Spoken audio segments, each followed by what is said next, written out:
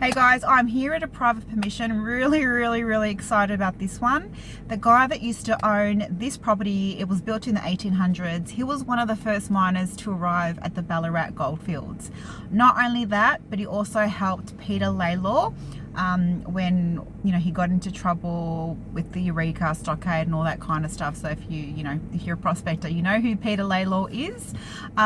So he was actually, once he finished his time in the goldfields, he actually became a real he got into politics, and he was quite influential, quite wealthy as well. I won't give out the location, but really excited for this one.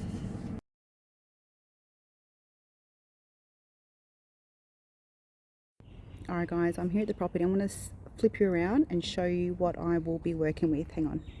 Alright, so what I've been told by the landowner is that there used to be a building across here.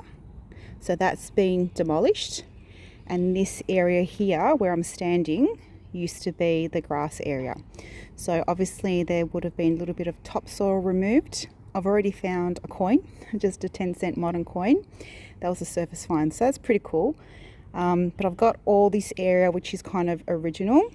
Now that extension that I just spoke about was built, I think he said in like the 60s, 70s, maybe a little bit earlier.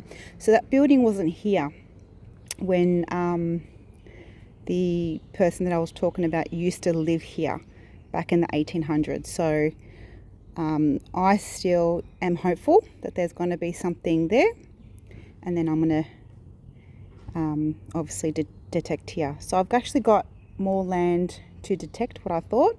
There's going to be a lot of nails and stuff, so I'm going to have to cut through those, but here goes. Alright, so as I was entering the property, I found a little bit of a surface find. So 10 cents is actually, the lyrebird is my lucky charm, so let's see how we go.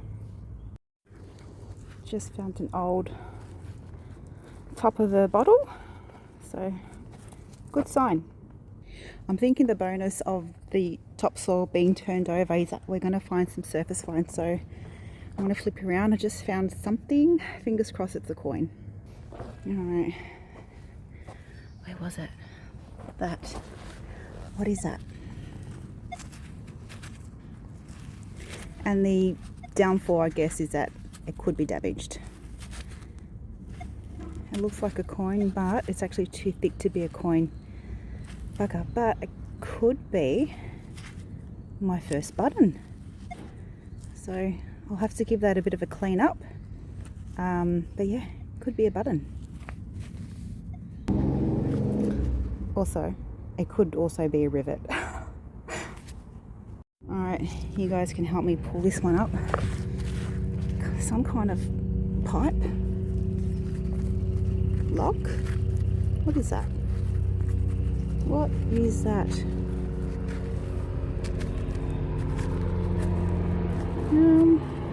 If anyone knows, let me know. There's like a little screw thing attached to the end.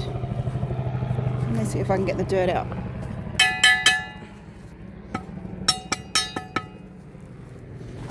Yeah, looks interesting. It doesn't look that old, but it's weighty. So if anyone knows what that is, yeah, put it down in the comments below. Alright, this is a surface find, guys, and I absolutely missed this one. I had to backtrack. So, check that out.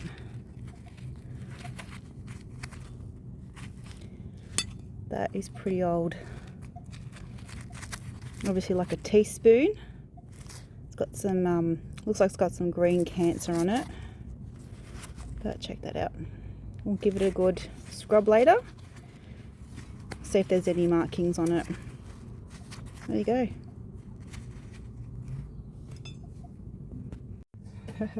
It's amazing what you find when you're not actually looking. They'll have heaps of Look shit at that. like that.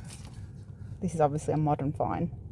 Oh, yeah. Oh, one for the kids. Yeah, it's a kitty one. Kitty one. We'll add that to the collection.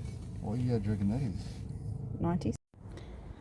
All right, so hopefully we've found our first coin. So I've just put the camera on so you guys can see as well. I'll swap hands. Fingers crossed, it looks like a coin, but is it a modern coin? No. 3, 2, 1. It's a modern coin. It's 20 cents. Oh, no. Damn it, which is surprising because this is part of the where the building was. Bugger. All right, we'll just move on. All right, these are the things that I found. We think that's like an old floaty sinker thing. An old doorknob handle, a laundry tap. Not too sure what that is. Old crockery. Some old pottery. And then the coins and the spoon. So we're going to head out the front and detect the footpath. Hey guys, that is the end of the hunt. I had a really good time. I was here for about 2 hours. I did go to the front, to the footpath. It was a very small area, but all the neighbors were outside, so I got a little bit camera shy. The landowner didn't want any of the crockery, the spoon, so that's all cool. I'll put that in my collection. I will put the spoon in the little electrolysis machine that I bought, and we'll see what, if there's any hall markings or anything.